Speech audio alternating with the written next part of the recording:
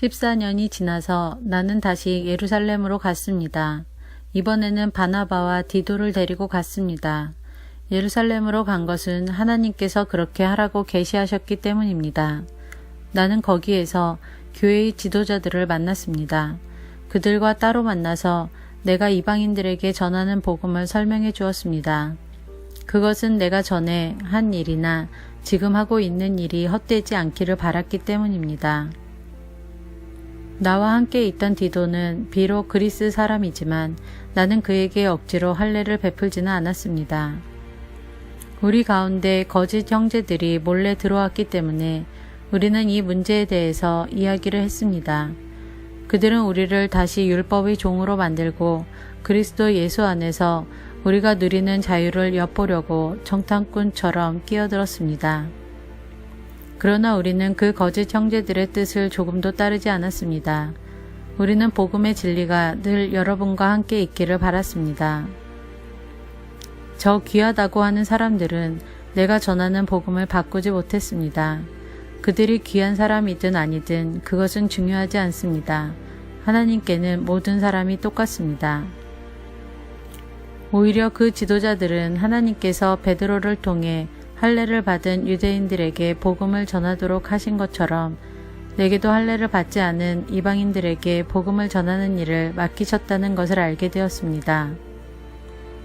하나님께서는 베드로에게 유대인을 위해 사도로 일할 권리를 주셨고 내게는 이방인을 위해 사도로 일할 권리를 주셨습니다. 지도자로 인정받던 야고보와 베드로와 요한은 하나님께서 내게 주신 특별한 은혜를 깨닫고 바나바와 나를 인정했습니다. 그리고 그들은 바울과 바나바여 그대들은 이방인에게 가십시오. 우리는 유대인에게 가겠습니다. 라고 말했습니다. 그들은 우리에게 한 가지 곧 가난한 사람들을 기억해 달라고 부탁했는데 그것은 사실 내가 힘써 해 오던 일입니다. 베드로가 안디옥에 왔을 때 그가 잘못한 일이 있어서 내가 그를 대면해서 나무랐습니다.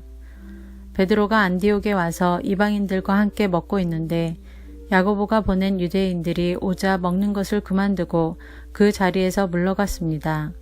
그들은 할례를 받은 유대인들을 두려워했던 것입니다. 이처럼 베드로는 거짓된 행동을 했고 다른 유대인 성도들도 거짓된 행동을 했습니다. 심지어 바나바조차 그들의 거짓된 행동에 유혹을 받았습니다. 나는 그들이 복음의 진리를 따르지 않는 것을 보고 모든 사람 앞에서 베드로를 향해 베드로여, 당신은 유대인이면서도 유대인처럼 살지 않고 이방인처럼 살면서 어찌하여 이방인들에게 유대인처럼 살라고 합니까? 하고 말했습니다. 우리는 이방인 곧 죄인이 아니라 유대인으로 태어났습니다. 하지만 우리는 율법을 따른다고 해서 의롭다함을 받는 것이 아니라 예수 그리스도를 믿음으로 의롭다함을 얻는 것을 압니다. 그래서 우리는 의롭다함을 얻으려고 그리스도 예수를 믿었습니다.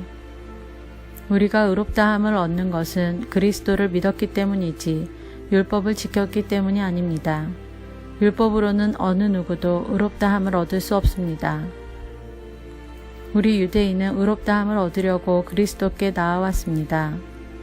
그리하여 우리가 죄인이라는 것이 밝히 드러났습니다.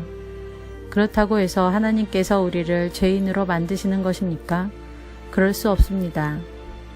내가 이미 헐어버린 모세의 율법을 다시 가르친다면 그것은 틀림없이 내가 죄를 짓는 것입니다. 나는 율법을 위해 사는 것을 그만두었습니다. 나는 율법에 의해 죽었습니다.